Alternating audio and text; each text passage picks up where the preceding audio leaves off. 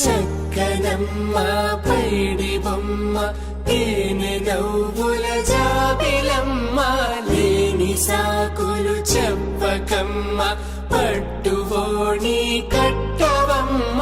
నాన్నయదపై నిన్నటిదాకా అల్లరి ఆటలు ఆడినా